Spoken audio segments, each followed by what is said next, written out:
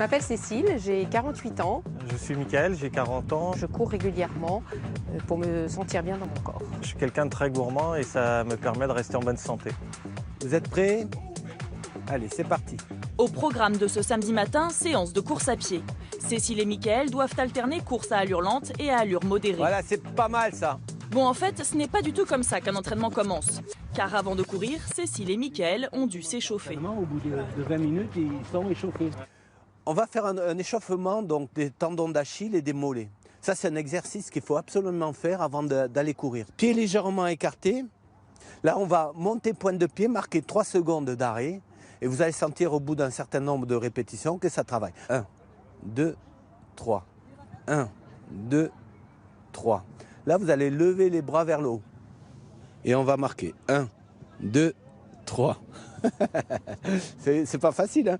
L'erreur du débutant, c'est de partir sans échauffement, partir courir. C'est souvent le cas. En plus, les gens courent souvent tôt le matin, les cadres. Donc ils partent, ils mettent le short, les chaussures et ils partent comme ça. Et ça, c'est préjudiciable et ça amène souvent des blessures. On a échauffé le mollet, on va échauffer les cuisses. Donc tout doucement, là je descends. 1. Le dos bien droit. L'échauffement sert à préparer le corps à l'effort, mettre en activité le cœur et la circulation sanguine. Et voilà, à échauffer les muscles. Comme ça, on peut partir tranquillement sans se blesser. Le haut du corps doit lui aussi être échauffé. Ça tire où?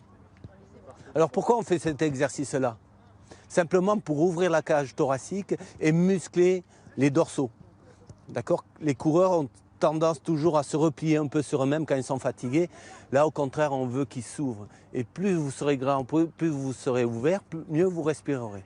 Au moins 10 minutes d'échauffement sont nécessaires. Et plus il fait froid, plus ce temps doit être long. Fin de l'échauffement. Cécile et Mickaël peuvent maintenant enchaîner les tours de piste car ils sont habitués à courir. Attention en revanche, si vous êtes débutant, pas de précipitation.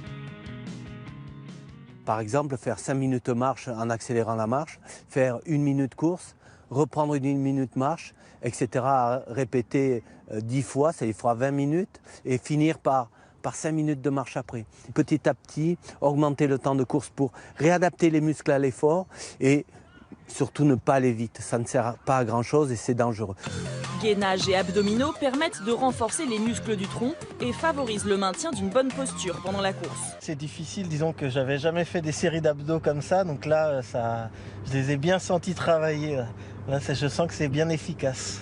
La séance se termine par quelques étirements pour assouplir les muscles Vous sollicités. êtes assez raide. L'intérêt, et vous devez le sentir, Mickaël, c'est d'étirer toute la chaîne postérieure ici. Le fait de ramener les pieds vers vous, vous étirez le mollet. Il faut que ça tire, il ne faut pas que ça fasse mal. Voilà, c'est ça. Après l'effort, le réconfort. N'oubliez pas de bien vous hydrater et de vous octroyer 1 ou 2 jours de repos avant de repartir courir.